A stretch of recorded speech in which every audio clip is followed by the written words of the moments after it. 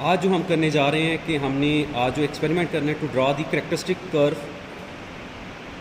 Of a semiconductor diode and determine the forward and reverse resistance. हमने forward और reverse bias के case में उसकी रेजिस्टेंस फाइंड आउट करनी है। ये हम ओहम्स लॉ B = IR, और अगर आपके पास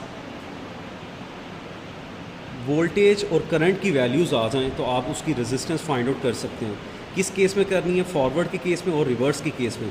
अब सबसे पहले ये अगर आपको एक्सपेरिमेंट आता है तो आपको किस ऑपरेटर्स की ज़रूरत होगी। तो सबसे पहले आपके पास सेमीकंडक्टर, उसके बाद milli ampere, milli ammeter, micro ammeter, उसके बाद पावर सप्लाई चाहिए, रियोस्टेट चाहिए, कनेक्टिंग वायर्स चाहिए, प्लग की चाहिए। और ये सारी चीज़ें ये जो ऑपरेटर्स है वो इस इंस्ट्रूमेंट के ऊपर लगी हुई हैं। इधर ये देखें, आपको नज़र आ रहा है, ये आपका मिली एमीटर है। ये मेगा लिखा हुआ है, ये इधर माई मिस्टेक लिखा हुआ है, मिली एमीटर है, यानी इसने करंट मेजर करना है मिली एम्पेयर्स में, मिली एमीटर्स में। और इधर इसने करना है माइक्रो एम्पेयर्स में करंट मेजर करना है। ये देखें माइक्रो का सिंबल है, इधर से आपको देख के आइडिया हो जाएगा। ये आपका वोल्टेज सप्लाई आप कितना दे रहे हैं, कितना वोल्टेज सप्लाई कर रहे हैं, ये वो इधर है वोल्ट मीटर। अब इधर ये आपको नज़र आ रहा होगा, ये फॉरवर्ड और ये रिवर्स, ये फॉरवर्ड का सर्किट लगा हुआ और ये आपका रिवर्स का लगा हुआ। अगर आपने ये की इस साइड पे फॉरवर्ड की तरफ मूव की, इट मीन्स ये आपका फॉरवर्ड सर्किट इस टाइम वर्किंग कंडीशन में होगा। और अगर आपने इस साइड पे कर देंगे तो ये रिवर्स बायस सर्किट को ऑन कर देगा और उसके अकॉर्डिंगली आप पावर सप्लाई यहाँ से या यहाँ से देंगे। अभी इस साइड पे है तो ये रिवर्स बायसिंग की सर्किट को ऑन करेगा और उसके अकॉर्डिंगली वोल्टेज में वेरिएशन लेकर आएगा। तो अभी सबसे पहले हम देखते हैं फॉरवर्ड के केस में। तो मैंने इसको की को फॉरवर्ड साइड पे रखा। अब मैं वोल्टेज को सप्लाई करूँगा। वोल्टेज में जो चेंजिंग लेकर आनी है मीन से मैक्स, इसको रोटेट करना है। तो ये देखें आपका इधर डिफ्लेक्शन आई है, ये जूम करें। स्टार्ट पे आप ये देख रहे हैं कि 0 के ऊपर है। इधर से अगर मैं वोल्टेज को इंक्रीज़ करता हूँ तो ये मैंने 1 वोल्ट कर दिया। तो 1 वोल्ट के ऊपर देखें इसमें जो डिफ्लेक्शन आई है, जो स्टार्ट पे 0 पर था अब वो 1 पर पहुंच चुकी है, 1 मिली एम्पेयर करंट पास कर रही है। और ये आप साथ साथ रीडिंग नोट करते जाएंगे। इधर ये देखें नंबर ऑफ़ ऑब्जर्वेशन, आपका वोल्टेज कितना है 1 वोल्ट।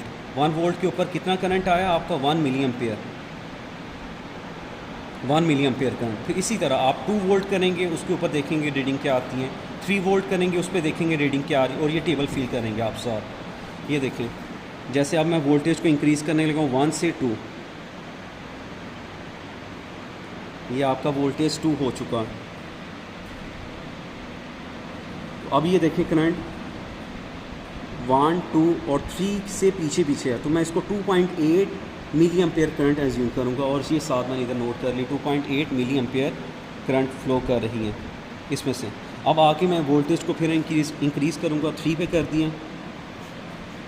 जब मैं 3 पे किया तो इधर रीडिंग को नोट करूँगा 5 और 6 के इन बिटवीन है, तो इसको 5.5 मिली एम्पेयर करंट कहा जा सकता है। तो ये भी टेबल पे फिल कर ली मैंने। अब इससे आगे 4 पे करूँगा। 4 पे ये देखें आपके पास 10 आ रही है, 10 मिली एम्पेयर। इसी तरह 5 पे करूँगा रीडिंग, तो ये देखें 5 के राउंड अबाउट ये रेंज से बाहर जा रहा है। तो ये 5 के राउंड अबाउट ये आता है 30 मिली एम्पेयर करंट, यानी इसमें जब 4 से 5 करते हैं तो इंक्रीज़ आ रहा है करंट में ज़्यादा।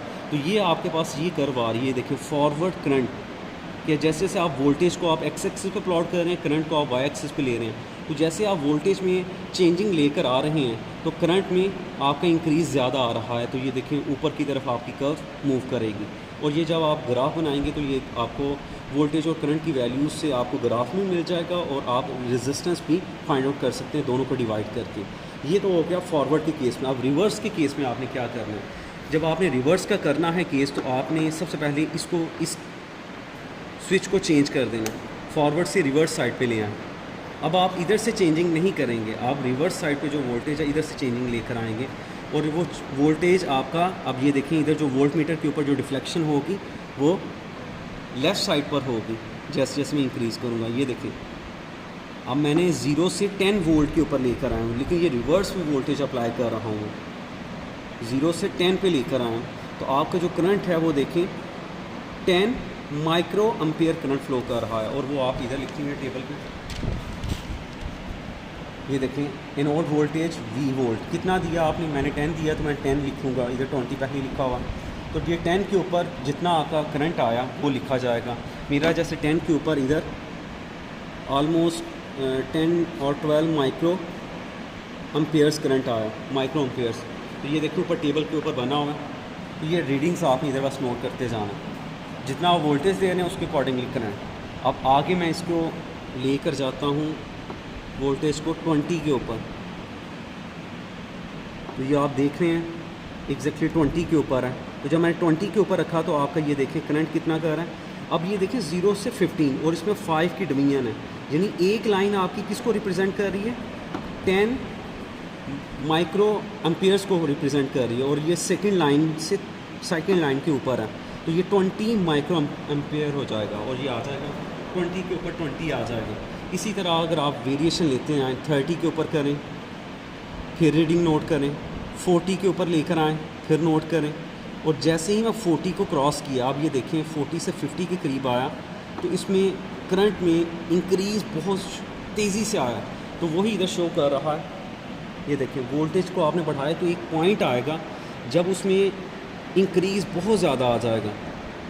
ये देखें जब आप वोल्टेज ज़्यादा करते हैं तो ये रेंज से बाहर जा रहा है और वो इंक्रीज़ बहुत ज़्यादा आ रहा है। तो इस वोल्टेज को कहते हैं ब्रेक डाउन वोल्टेज, जब आपका जंक्शन टूट जाता है और मैक्सिमम करंट उसमें से फ़्लो कर जाती है।